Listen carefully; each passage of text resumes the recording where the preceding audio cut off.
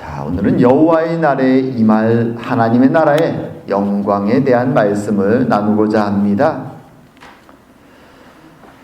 이 땅을 살아가는 우리 하나님의 백성들은 기대하는 게 있죠. 사실 우리가 이 땅을 살아가면서 우리 모든 하나님의 백성들은 그래, 내가 하나님을 믿고 열심히 살아가니 하나님이 나에게 평안한 삶을, 은혜를 주실 것이다 라고 기대하고 살아갑니다. 하지만 일상 속에서 때로 힘든 세월을 살아갈 때 아무리 믿음이 좋고 열심히 신앙생활하는 성도들에게도 불행과 어려움이 닥칩니다. 지금 이 땅 속에도 그런 신앙인들의 삶이 있습니다. 자신의 노력으로 아무리 벗어나려고 해도 벗어나기 힘든 고난의 삶을 살아가는 사람들이 있죠. 많이 있지만 그 중에 한 지역을 꼽으면 레바논이라는 나라가 있습니다. 레바논. 지금 TV에 맨날 나오는 이스라엘, 그 전쟁으로 계속된 그 나라 바로 위에 있는 나라죠. 구약 성경에서는 두로와 시돈이라고 했던 지역이 바로 이 레바논 지역입니다. 초대교회 때 이후로 복음화되어서 기독교 인구가 굉장히 많은 지역이지요. 심지어 모슬렘 왕국이 중동 전역을 다스릴 때조차도 이 레바논에는 거의 대다수가 기독교인으로 신앙을 지켜왔던 아주 특별한 지역입니다.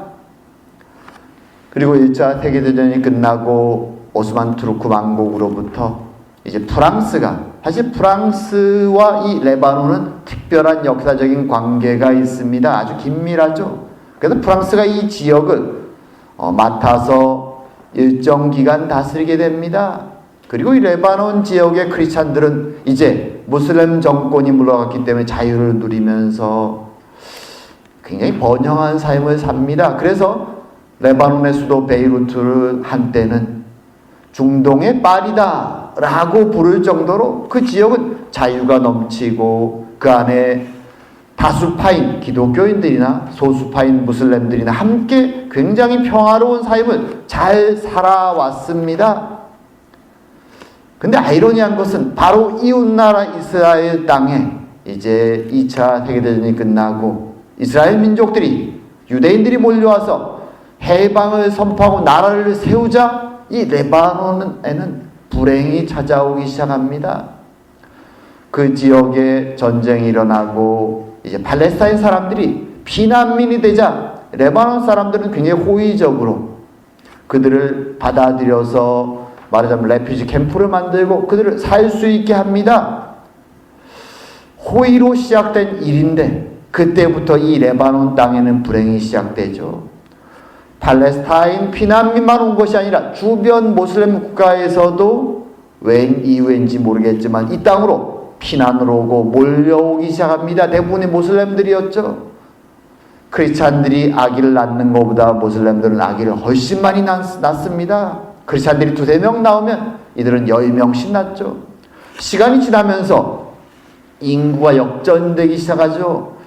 주류 사이였던 기독교인들 인구보다 모슬림 인구가 많아지고, 그리고 팔레스타인 피난민과 이스라엘 사이에 전쟁이 계속되다 보니까 거기에 테러리스트도 모이고 나라가 온통 쑥대밭이 되고 계속 전쟁의 소리가 끝나지 않습니다. 테러리스트들이 몰려오고, 그리고 나라 안에서 그동안 평화롭게 살았던 이 레바논 사람들 사이에 크리스찬과 모슬렘 사이에 전쟁이, 내란이 일어나고, 지금까지 수십 년 동안 이 레바논은 그저 쉴 틈 없이 그렇게 평화로웠던 나라가 쉴 틈 없이 전쟁과 테러와 폭탄의 소리가 끊이지 않습니다.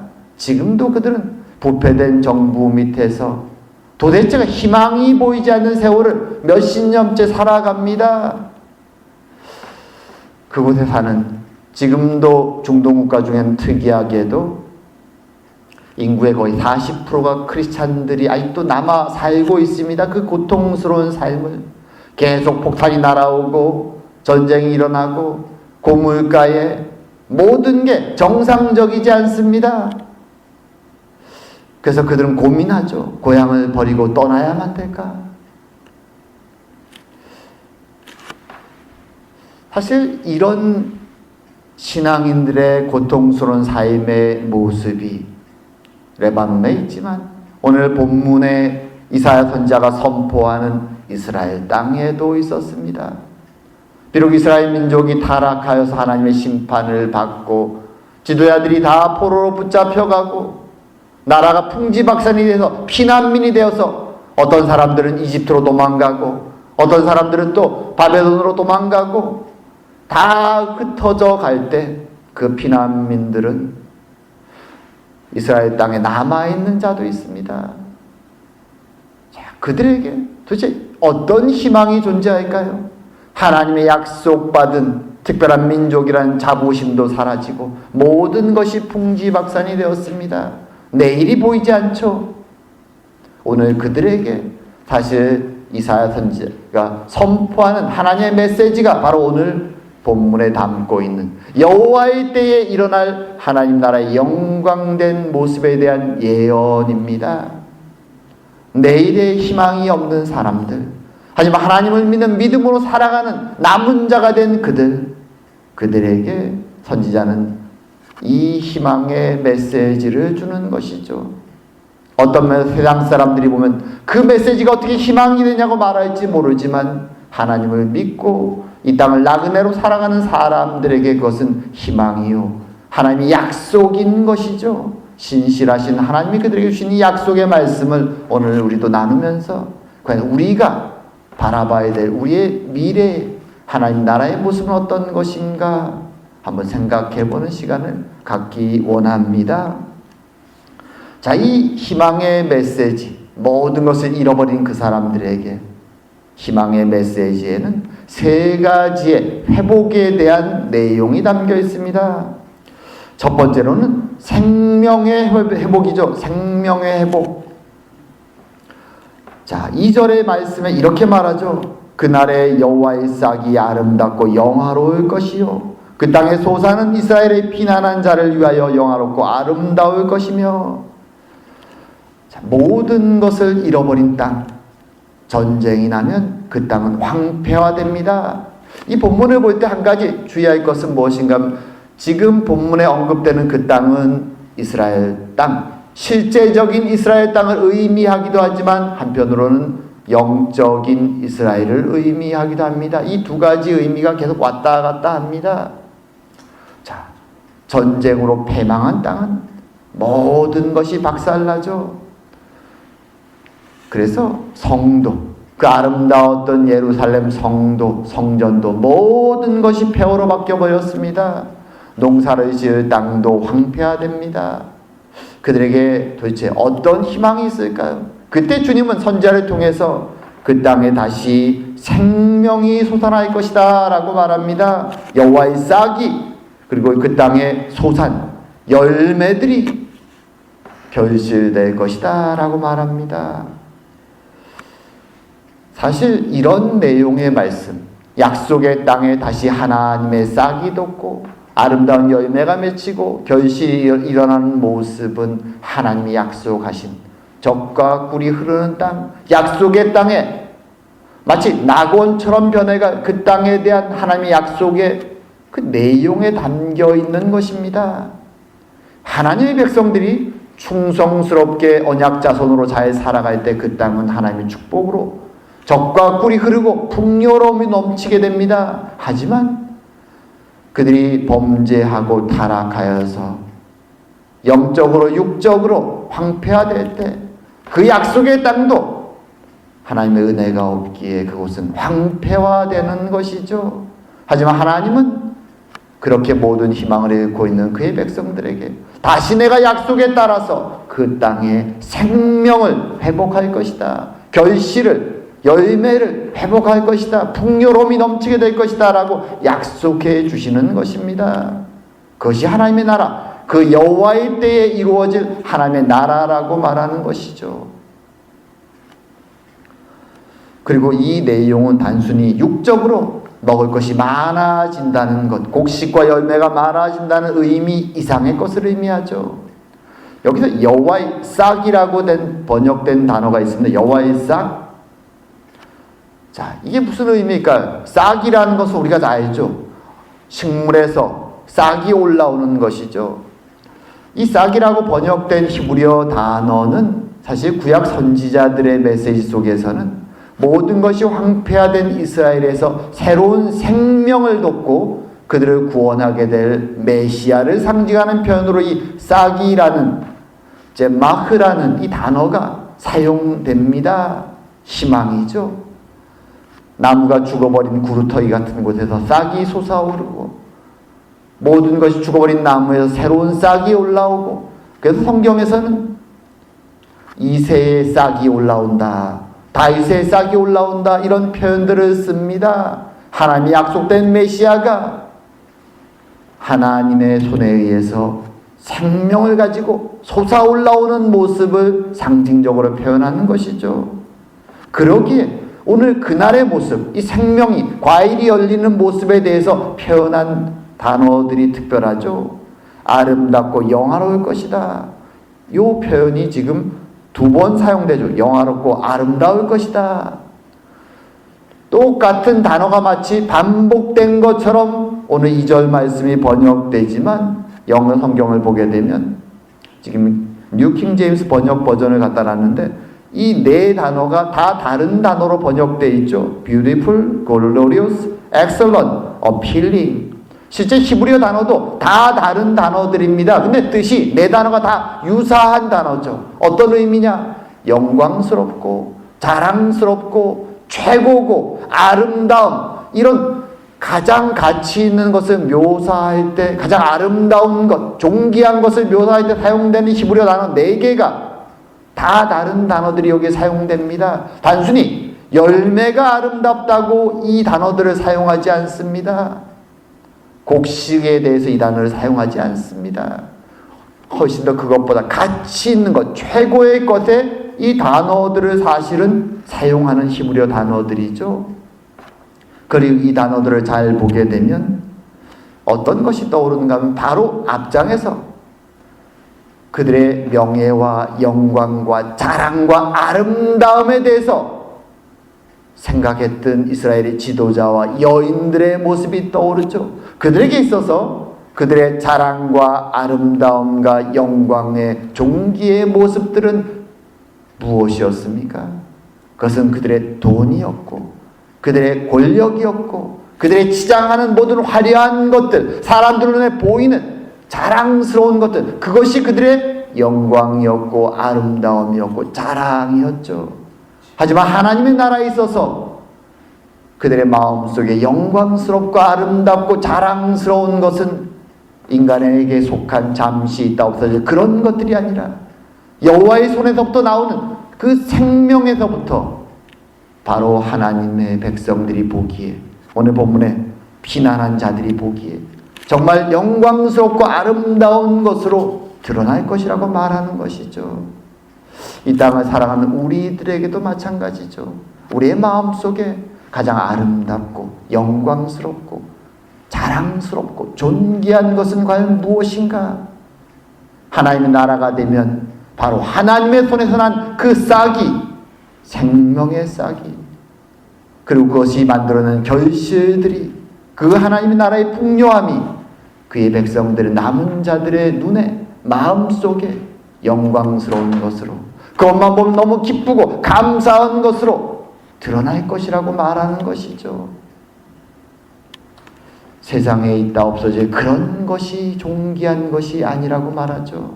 하나님 나라의 존귀함, 그것은 여호와의 손에서부터, 여호와의 메시아로부터 결실되어 이 땅에 가득 찰 그것에서부터 나온다. 그것을 기대하라고 우리에게 말씀해 주는 것입니다. 자, 그리고 이어서 2번째 회복은 거룩의 회복입니다. 그 3절 4절에 이렇게 얘기하죠.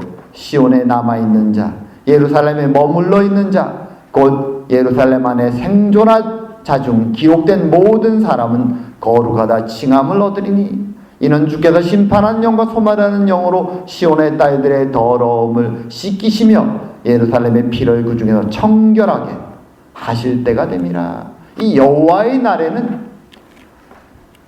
그의 백성들, 남은 자들이 다시 거룩하게 된다라고 말합니다. 이 거룩이라는 것은 원래는 하나님의 특징이죠. 하나님은 거룩하신 하나님이라고 말합니다. 그리고 하나님은 그의 백성을 부르시면서 내가 너희들을 제사장의 나라 거룩한 백성으로 만드시겠다라고 말합니다. 그리고 율법을 통하여 제사 제도를 통하여 거룩이 무엇인지를 말하죠. 거룩이라는 것은 그 반대에 뭐가 있습니까? 지저분함과 오염됨과 죄와 타락이 거룩의 반대에 있죠. 사실 우리처럼 죄를 짓고 욕망 속에 살아가는 이 세상에 속한 사람들은 거룩하신 하나님께 나갈 수가 없습니다.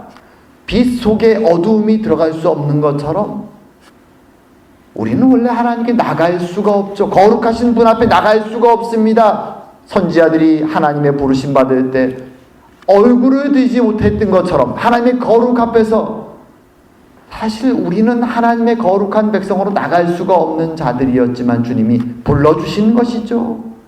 그리고 이스라엘의 율법을 통해 특별히 제사 제도를 통해 하나님은 거룩에 대한 인식을 계속 매번 제사를 할 때마다 백성들에게 일깨워 주십니다. 제물을 바치고 제물 위에 손을 얹고 주님 저의 죄를 대신해서 이 제물이 죽습니다. 제물을 받으시고 저의 죄를 용서해 주십시오. 제사 제도를 지낼 때마다 이스라엘 백성들은 마음속에 그래 나는 죄인이구나. 하지만 하나님이 용서해 주시고 거룩으로 나를 부르시는구나. 계속 반복해서 그 일을 행했던 것입니다. 하지만 이스라엘은 하나님의 거룩으로 부르심 앞에 불순종하고 도리어 탐욕 속에 세상의 길을 달려갑니다. 그리고 그들에게 떨어진 것이 하나님의 심판이었습니다. 하지만 중요한 것은 비록 하나님이 그들을 벌하시지만 심판하시지만 하나님은 하나님의 약속을 결코 버리지 않으신다는 것이죠. 그리고 그들을 다시 찾아오십니다.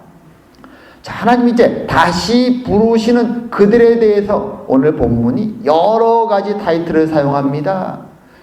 이스라엘의 피난한 자들, 레퓨지란 얘기죠. 피난민들 그렇게 표현하기도 하고 오늘 3절에서는 시온의 남은 자 또는 예루살렘에 머무는 자 그리고 더 나아가서 생존자 중 기록된 사람 이게 다 같은 그룹을 의미합니다. 이것은 육적으로 이스라엘에 또는 예루살렘에 살아남은 사람들만을 가리키지 않습니다. 도리어 비록 그들이 포로로 바벨론에 붙잡혀갔든 피난민이 되어서 이집트로 도망을 갔든 어디에 있든지 그들의 마음이 하나님의 집인 시온에 머물기를 간절히 원하는 남은 자들 그들 믿음으로 하나님 백성으로 남겨진 자들을 오늘 가리키는 것이죠. 그리고 본문에서 예루살렘의 생존자 중 기록된 모든 사람 여기 사실 번역이 정확하지가 않습니다. 생존자 중 기록된 모든 사람이라는 번역을 정확히 얘기하면 하나님이 생명이 있다고 인정하셔서 그들의 이름을 생명책에 기록한 사람들을 의미합니다. 말하자면 하나님이 선택한 자들, 내 백성이라고 부르신 자들을 의미하죠. 계시록에서는 생명책에 기록된 자들 이렇게 말하죠. 하나님이 그렇게 부르신 자들을 성경은 구약 성경은 남은 자들이라고 말합니다. 육신적으로 이스라엘의 자손이라고 남은 자가 되는 것이 아닙니다. 오늘날로 말한다면 그저 교회에 다 큰 교회에 가면 수천 명씩 수만 명씩 교회에 예배를 드립니다. 그들이 다 하나님의 남은 자가 아니라고 말씀하는 것이죠. 정말 그들의 마음속에 하나님의 집 시온에 내가 거하기를 간절히 소망하는 소망으로 하나님의 부르심 속에 하나님 백성으로 살아가는 그 사람들을 오늘 대상으로 말하는 것입니다. 그들을 거룩하게 내가 만들겠다라고 말하는 것이죠. 거룩하게 만드는 방식에는 심판하는 영과 소멸하는 영으로 마치 그 옛날 다니엘과 친구들 때에 그 친구들이 불타는 용광로에 들어갔다가 살아남는 것 그 광경을 마치 연상시키는 것처럼 하나님이 죄로 가득 찬 자들을 불로 태워서 깨끗하게 만드시겠다고 오늘 이 말씀에서 비유적으로 설명을 하는 것입니다. 하지만 여기서 이 심판의 과정 속에서 우리가 기억할 것이 있죠. 우리가 부름받았다고, 남은 자가 되었다고, 세상을 살면서 고난과 어려움을 경험하고 하나님을 알게 되었다고, 그 우리의 믿음, 경험과 믿음 때문에 하나님이 우리를 거룩하다라고 말씀해 주시는 것이 아니라는 것입니다. 만약 우리가 우리의 체험과 우리의 확신과 믿음의 근거에서 하나님이 이제 저는 거룩한 자가 되었습니다, 주님 믿습니다 라고 우리가 살아간다면 우리는 우리 자신을 알죠. 한때는 믿음이 있어 보이지만 한때는 또 유혹으로 흔들리는 연약함이 우리죠. 만약 우리의 거룩이 우리의 확신과 믿음과 체험과 경험에 의지한다면 우리는 하나님 앞에서 당당하게 거룩을 말할 수 없을 것입니다.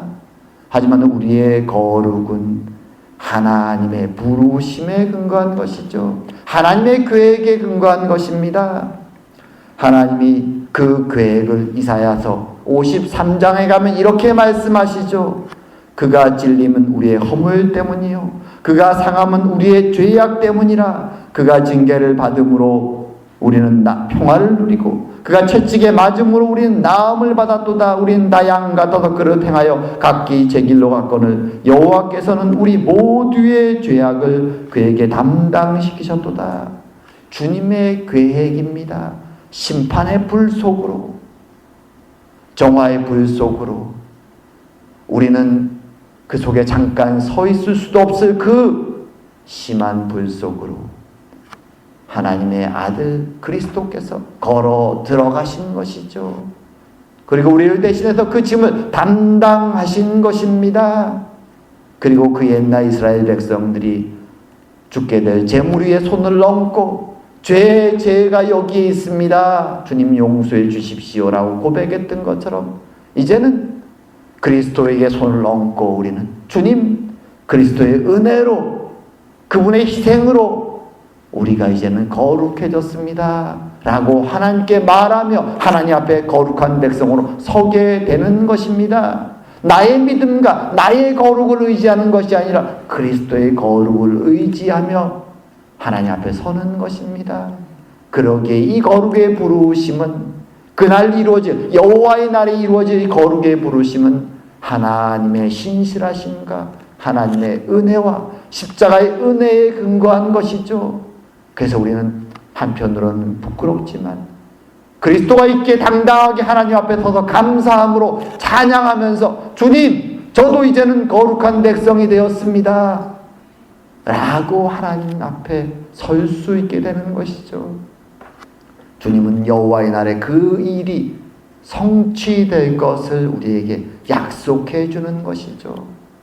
스스로의 모습을 보면 세상 속에서 때가 묻고 힘들고 어렵고 부끄럽지만 심판의 불, 정화의 불, 그 성령의 고통 속에서 함께 그 길을 걸어가신 그리스도 덕분에 우리는 당당하게 하나님 앞에 서서 하나님을 아버지라 부르고 거룩한 백성의 부르심 앞에 설 수 있게 된다고 주님은 말씀해 주시는 것입니다. 그것이 여호와의 날에 이루어질 은혜라고 말하죠. 그리고 세 번째로 이제 하나님의 동행과 동거의 회복이 그날 이루어질 거라고 말합니다. 5절에 6절에 이렇게 얘기하죠. 여호와께서 거하시는 온 시온산과 모든 지폐 위에 낮이면 구름과 연기, 밤이면 화염의 빛을 만드시고 그 모든 영광 위에 덮개를 두시며 또 초막이 있어서 낮에는 더위를 피하는 그늘을 지으며 또 풍우를 피하여 숨는 곳이 되리라. 이 내용을 읽으면 몇 가지 연상되는 장면들이 있습니다. 첫 번째는 출애굽의 장면이죠. 광야에서 하나님은 그 더운 광야 속에서 반면 추워지는 그 광야 속에서 낮에는 시원한 그늘을 주시기 위해서 구름 기둥으로 내가 여기 있다 보이셨고 밤에는 불기둥으로 그들을 따뜻하게 데펴주시며 내가 여기 있다 말씀해 주셨죠. 하지만 그때와 차이점이 있습니다. 그때 하나님이 거하셨던 것은 상징물로 구름 기둥과 불 기둥이 일어나지만 실제로는 성막 안에 계셨습니다. 이스라엘 진영 안에 한가운데 있었던 그 성막 안에 주님은 계셨습니다. 거기에 임재하셨죠. 죄 많은 이스라엘 백성들은 감히 하나님 앞에 나갈 수가 없었습니다. 하지만 이 여호와의 날이 되면 마치 이스라엘 거하는 그 시온 전체 위에 하나님의 성막이 채워진 것처럼 하나님이 지붕을 덮으시고 그 안에 사람들의 쉴 곳을 만들어 주시며 하나님이 이스라엘 백성과 동행하고 동거하는 삶을 살아가고 그의 백성들에게 보호와 안식을 주실 것을 말씀해 주시는 것입니다. 마치 그 옛날 에덴 동산에서 하나님이 그의 백성 아담과 하와와 함께 동행하시고 친구처럼 거닐고 풍요로움으로 먹을 것과 쉼을 주셨던 것처럼 하나님의 날에 여호와의 날에 이제 그 나라는 시온은 온전히 하나님 안에서 참된 보호와 안식을 누리게 될 것이라고 말씀해 주시는 것이죠. 그 나라의 모습은 물론 우리는 100% 다 알지 못합니다. 하지만 오늘 이 예언의 말씀을 통해서 주님은 세상 속에서 걱정과 근심으로 불안과 두려움으로 살아간 심판 속에 고통 속에 있는 그의 백성들 그들을 위로하시며 이 말씀을 주시는 것입니다. 그 나라를 소망하라는 것이죠. 나그네로 살아가는 이 땅의 삶은 고통스럽고 힘들지만 그리고 그들의 불순종으로 심판이 임해서 어렵지만 끝이 보이지 않지만 하나님의 약속은 굳게 서 있고 그 나라가 임하고 있으니 거기에 소망을 두고 살아가라고 말씀해 주시는 것입니다. 오늘 살아가는 우리들도 마찬가지죠. 우리가 살아가는 세상은 참 어느 때보다도 화려하고 발달되어 있습니다. 하지만 동시에 정신없이 바쁩니다. 너무 바빠서 이제는 24시간 동안 세상이 쉬지 않고 돌아가죠.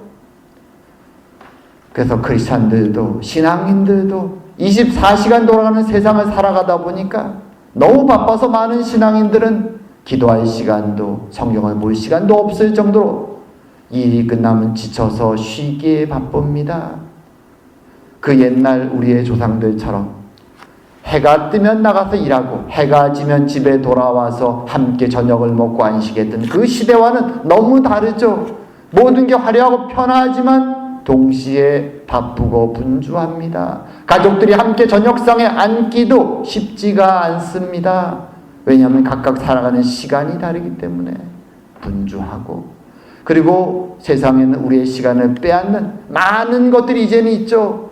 옛날에는 특별히 오락거리가 없죠. 그저 해가 뜨면 나가 일하고 해가 지면 집에 돌아와서 가족끼리 모여서 이야기를 하고 하루를 정리합니다. 하지만 쉬지 않는 이 세상은 우리는 핸드폰도 있고 TV도 있고 그저 우리의 빈 시간들을 채워줄 엄청나게 다양하고 많은 것들로 가득 차 있습니다. 이런 세상을 살아가기에 어떤 면에서는 하나님과 동행하며 살아가는 삶이 더 어렵습니다. 그리고 더 나아가서 비록 세상은 너무나 편해졌지만 동시에 세상은 불안과 걱정과 두려움이 넘칩니다. 경쟁이 너무 치열하고 내가 지금 붙잡고 있는 이것이 내가 하는 이 사업이 나의 회사가 당장 내년이 되면 문을 열지 닫을지 알 수 없을 정도로 세상은 너무나 빨리 모든 것이 변해갑니다. 사람들은 그래서 항상 걱정과 근심 속에 살아갑니다. 사방에서 아직도 여전히 전쟁의 소식이 넘쳐나고 범죄의 소식이 넘쳐납니다. 분명히 예전 우리가 어릴 때보다는 먹는 것과 모든 것이 풍요로워졌지만 사람들의 마음은 더 가난합니다. 그래서 자신이 없으면 누군가의 것을 뺏으려고 하고 도덕이 넘치고 폭력이 넘치는 세상이 되어갑니다. 무엇인가 비정상인데 답을 찾지 못하는 세상이 되어가고 있죠. 그리고 세상은 기상이변으로 점점 날씨도 이상합니다. 어떤 사람들은 컴퓨터가 우리를 점령할 그 시기보다 기상이변으로 세상이 망할 시기가 더 빨리 올지도 모른다고 걱정하기도 합니다. 그래서 사람들이 얘기하죠. 크레이지 월드다 라고 말이죠. 우린 그런 세상을 살아갑니다. 하지만 주님은 오늘 그렇게 정신없고 걱정이 많고 두려움이 많은 세상 속에서 하나님 백성들에게 메시지를 던지시는 것입니다. 깨어있어라. 그리고 잠시 있다 없어질 이 세상의 혼란과 두려움 속에 떨지 말고 하나님이 약속하신 그의 나라를 바라보라고 말하죠. 황폐해진 세상 속에 생명을 주는 그 나라, 또한 더러워지고 오염된 세상 속에 폭력이 넘치는 세상 속에 거룩과 안식을 주는 나라, 그리고 참으로 모든 두려움 속에서 하나님이 동행하시고 보호하실 그 나라, 그 나라를 바라보면서 그 나라의 백성으로서 참된 존귀한 것, 귀한 것을 바라보고 그 말씀에 따라 하루하루 살아가라고 오늘도 주님은 우리에게 말씀하시는 것입니다. 참으로 이 은혜가 우리의 삶 가운데 넘치기를 주의 이름으로 축원드립니다. 기도드리겠습니다. 사랑과 은혜의 하나님 아버지, 오늘 말씀을 통해 나라가 무너지고 두려움과 걱정 속에 있었던 남겨진 주의 백성들에게 희망과 소망과 위로의 말씀을 전하신 주님, 오늘도 우리에게도 이 말씀을 통하여 참된 소망과 희망과 위로를 주시니 감사드립니다. 참으로 혼란스럽고 이해가 되지 않고 두려움과 걱정으로 가득 찬 이 세상 속에서 한치 앞을 모르는 급변하는 세상 속에서 우리의 눈을 세상에 두지 않게 하여 주시옵고 우리의 눈을 하나님께 두게 하여 주시오며 신실한 하나님의 약속 앞에 우리의 마음과 심령을 두며 깨어서 주의 말씀과 함께 하루하루 살아가는 저희가 될 수 있도록 주님 축복하여 주시옵소서. 그래야 우리의 삶을 통하여 하나님의 진리와 생명의 말씀이, 은혜가 이 어두운 타락한 세상에 빛과 소금의 역할로 드러날 수 있도록 주님 저희들을 사용하여 주시옵소서. 오늘도 우리의 인도자 되시고 보호자 되시고 구원자 되시는 주님의 은혜에 감사드리오며 모든 말씀 예수님 이름으로 기도드립니다. 아멘.